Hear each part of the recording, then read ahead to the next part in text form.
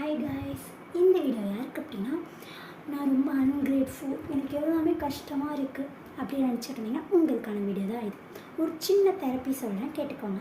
அது பேர் என்ன அப்படின்னா ரெட் கார் தியரி அப்படின்னு சொல்லுவாங்க. இன்னொரு ஒரு டாஸ்க் வச்சுக்கோங்க.